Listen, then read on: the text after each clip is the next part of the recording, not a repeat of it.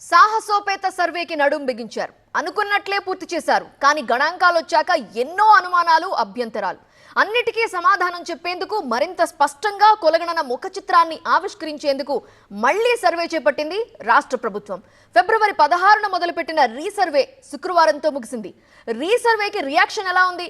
దీంతో అందరి సందేహాలు తీరిపోతాయా? ఖచ్చితమైన గణాంకాలతో తుది నివేదిక వస్తుందా?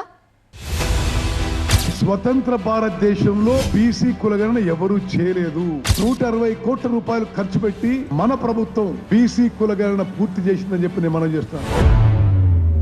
కులగణన కార్యక్రమాన్ని మహాయజ్ఞంలో చేపట్టింది తెలంగాణ ప్రభుత్వం. ఫిబ్రవరి 16న మొదలుపెట్టిన రీసర్వే శుక్రవారంతో ముగిసింది.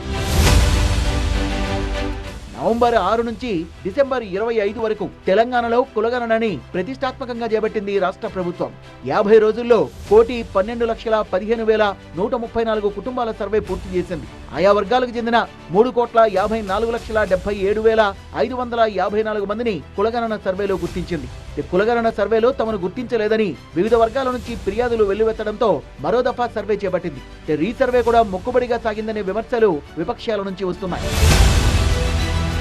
సర్వేలో పాల్గొనని 3.5 లక్షల కుటుంబాలకు చెందిన 16 లక్షల మంది సమాచారం కోసం రెండో విడత సర్వే చేపట్టారు.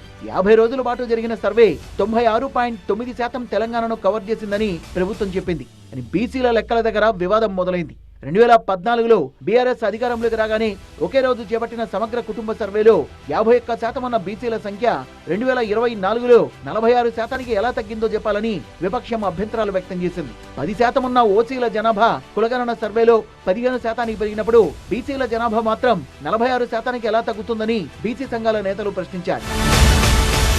కులగణనకు వ్యతిరేకం కాదంటూనే సర్వే అశాస్త్రీయంగా జరిగిందని బీజేపీ కూడా తప్పుపట్టింది.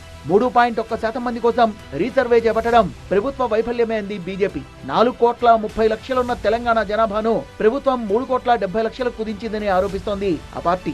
దీంతో సమగ్రత లోపించిందనే అభ్యంతరాలతో 13 రోజుల పాటు రీసర్వే చేసింది ప్రభుత్వం. బీసీల హక్కుల్ని కాపాడుతామని ప్రకటించిన ప్రభుత్వం రీసర్వేతో వెల్లడించే సామాజిక వర్గాల వారి లెక్కలు అందరినీ ఎంతవరకు సంతృప్తి పరుస్తాయో మరి.